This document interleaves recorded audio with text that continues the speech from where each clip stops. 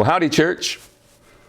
Pastor Nate here, just popping in. I wanted to address a question that we've been getting a little bit here lately, and one that we've gotten really off and on throughout the years. And the question is this: are we living in the end times? Is this the end?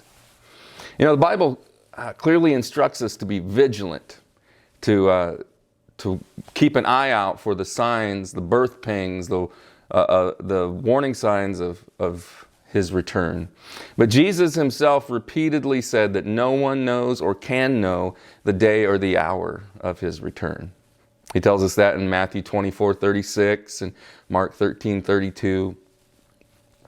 But we're surrounded by events and developments that could be interpreted as signs of his return, right? There are famines and earthquakes and disasters and troubles and persecutions and wars and rumors of war. But has there ever been a period in history where that's not been the case? Imagine what Christians thought living under the rule of Caligula or Nero. Imagine what Christians must have thought in the 1300s during the Black Death. A little closer to our time, imagine what Christians felt living in the shadow of the Third Reich and Hitler's Germany in World War II. You don't need to know a lot about history to know that it's full of messy stuff. But let's assume just for a moment that these are the end times. What does that mean? How do we respond to that? Well, Peter gives us a pretty straightforward answer to this in one of his letters. In 2 Peter chapter 3, he talks about a time when the heavens will pass away with great noise, and the elements will melt, and with fervent heat, and the earth and all her works will be burned up. And it's very grave imagery.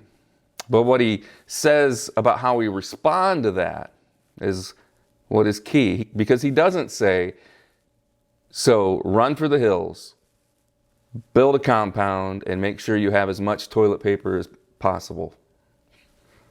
No, he says, since all these things will be dissolved, what manner of person ought you to be in holy conduct and godliness, looking for and hastening the coming of the day of our Lord? As Peter sees it, if these are the end times, we have two responsibilities: to practice holiness and do good to others wherever and whenever we can. We're supposed to do the works of God while it is day. John 9:4. Paul says that therefore, as we have opportunity, let us do good to all, especially those who are of the household of faith. Listen, do I think these are the end times as described in Revelation? No, not really. Do I think we're closer today than we were yesterday? Absolutely. I'm praying that Jesus come and come quickly. But in the meantime, what I know Jesus wants is for us to be out loving and caring for people as he would. I love you. I'm praying for you. Now go be the church.